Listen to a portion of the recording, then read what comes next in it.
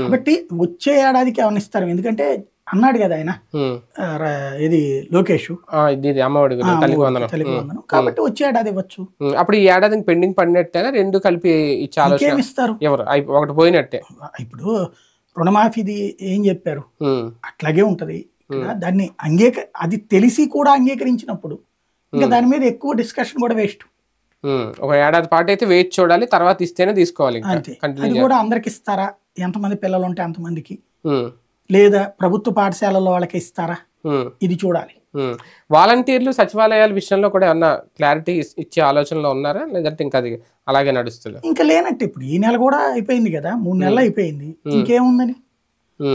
ఇప్పుడు ఒకటేంటంటే ఒకవేళ వాలంటీర్లు పెట్టదలుచుకుంటే తెలుగుదేశం కార్యకర్తలు పెట్టుకుంటారు. అంటే వాళ్ళని ఏదో అవసరానికి, ఇప్పుడు మనం కూడా కొన్ని చోట్ల వరద ప్రాంతాల్లో పిలిచారు అనేది ఒకసారి, తర్వాత మళ్ళీ వాళ్ళకి జీతాలు అయితే ఇవ్వలేదు, ఇప్పటికే పెండింగ్ లేదు. అంటే ఏదో అవసరానికి పిలవడం పంపడం ఈ డ్రామా, ఏదన్నా అవసరమైనప్పుడు గ్యాకేయడం ఇది.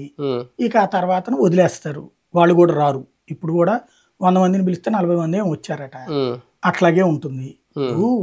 వాలంటీర్ని మనం అదేదో ఒక 5,000 పనివాడి కిందను చూడకూడదు, పని అమ్మాయి కింద చూడకూడదు.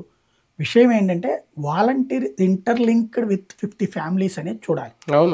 50 కుటుంబాలకు సంబంధించిన సమగ్రమైనటువంటి అవగాహన ఉన్నటువంటి వ్యక్తిని ఆ రూట్